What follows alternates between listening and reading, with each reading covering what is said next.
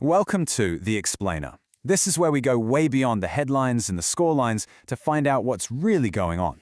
Now, this season's Premier League table, it might look simple enough, but believe me, it is hiding some absolutely incredible stories. Right, we all do it. We glance at the league table to see who's winning, who's losing, who's in trouble. But here's the thing, the most important clues about who's going to succeed and who's going to fail, well, they're not in the points column at all.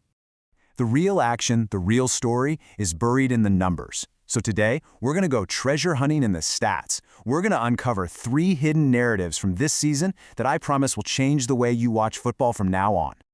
Okay, our first revelation. It's all about one guy. A single player who is such a force of nature that, statistically speaking, he is playing a completely different game from everyone else in the league. And that player is Manchester City's winger, Jeremy Doku. Now, you've probably seen his highlight reels. They're insane. But the numbers behind what he's doing, oh man, they are genuinely on another planet. So let's just ask the question and settle it. Who is the most devastating one-on-one attacker in the Premier League? Forget opinions, forget speculation. Let's look at the cold, hard data.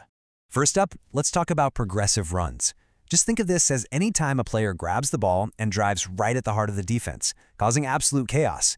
Doku, he averages nearly 7.5 of these every single game. You know, most elite wingers are happy with 3, maybe 4. He is literally doing the work of 2 top players. But okay, here's the stat that is just, it's the knockout blow.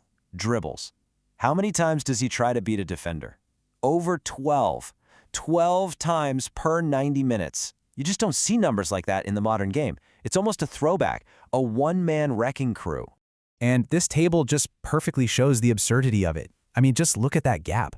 The player in second, the brilliant Bukayo Saka, tries about 7 dribbles a game. Doku is attempting 5 more than him. That's not a gap, it's a canyon. The numbers don't lie. He is the league's most unstoppable force. All right, let's zoom out from one player and look at a whole team.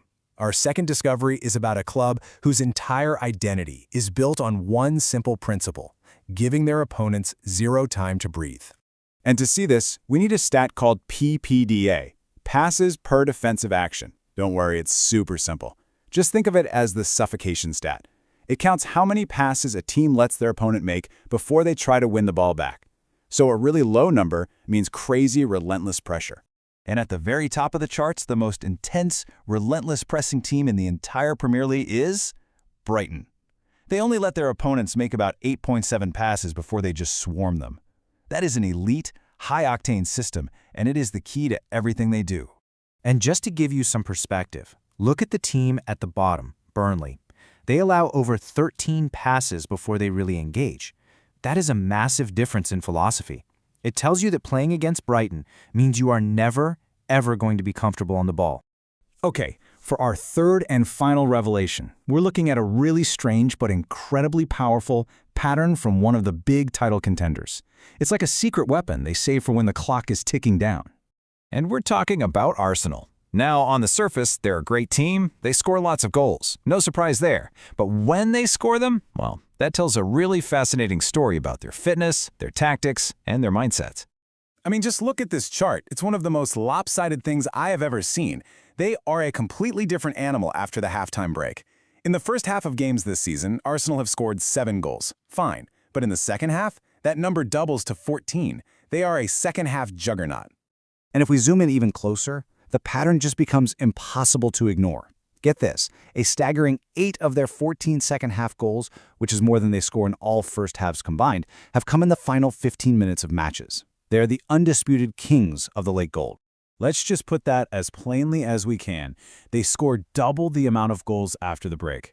Now, this isn't a fluke. This is a game plan. They wear other teams down physically and mentally, and then they land the killer blow when their opponents are gasping for air.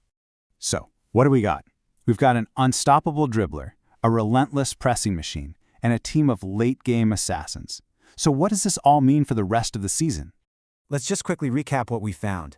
Jeremy Doku isn't just a tricky winger, he's a statistical anomaly who can win a match all by himself. Brighton's entire identity is built on a suffocating press that very few teams can handle. And Arsenal, they've basically weaponized the last 15 minutes of a football match. And here's why all of this really matters. These underlying numbers, these hidden identities, They are often a much better predictor of a team's true quality and its future success than where they happen to be sitting in the table right now. They show us what's sustainable and what's not. So the next time you sit down to watch a match, don't just follow the ball. Look for these hidden forces at work. Will it be the individual brilliance of a player like Doku, the relentless pressure of a team like Brighton, or that late-game surge from Arsenal? Which of these forces will be the one that ultimately decides who lifts that trophy? The data says the answer is right there in front of us, if we just know where to look.